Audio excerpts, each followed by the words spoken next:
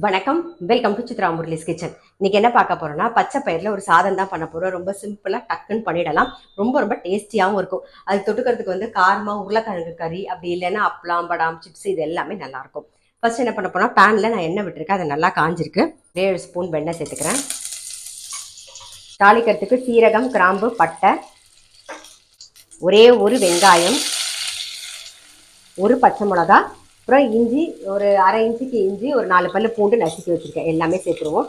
நல்லா பச்சை வாசனை போக நல்லா வதக்கிக்கலாம். வெங்காயம் நல்லா வதங்கிடுச்சு. பூண்டோட பச்சை வாசனமும் போயிடுச்சு.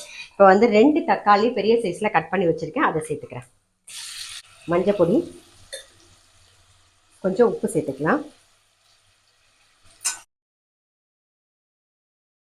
தக்காளி நல்லா வதங்கட்டும்.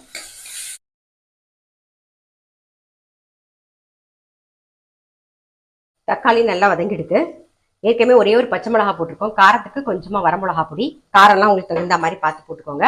அப்புறம் தனியா பொடி 1 டீஸ்பூன். மிளகா பொடியோட பச்சை வாசனை போகணும். நல்லா வதங்கட்டும். தக்காளி, வெங்காயம், அப்புறம் மிளகா பொடியோட பச்சை வாசனை போக நல்லா வதங்கிடுது. இப்போ இதில் கொஞ்சம் கொத்தமல்லி சேர்த்துக்கலாம். இது கூடவே வந்து காஞ்ச வெந்தயக்கீரை இலை அதையும் சேர்த்துருவோம். கரம் மசாலா ஒரு அரை டீஸ்பூன். வேக வச்ச பச்சை பயிறு சாதம் ரெடியாக இருக்குது. இப்போ அதை தான் சேர்க்க போகிறோம். நான் வந்து 1 டம்ளர் வந்து அரிசி எடுத்துட்டேன். ஒரு 3/4 டம்ளருக்கு பச்சை பயிறு எடுத்துட்டு நல்லா வாஷ் பண்ணிவிட்டு 2த்தையும் சேர்த்தே போட்டு கொஞ்சம் உப்பு போட்டு வேக வச்சு எடுத்துட்டேன். நீங்கள் வேணுன்னா கொஞ்சம் மஞ்சள் பொடியும் போட்டு கூட வேக வச்சுக்கலாம். நான் வெறும் உப்பு மட்டும் போட்டு வேக வச்சு எடுத்திருக்கேன். இப்போ இது நல்லா வதங்கி தொக்கு மாதிரி ஆகிடுத்த இப்போ இதில் மிக்ஸ் பண்ணிடலாம். நாம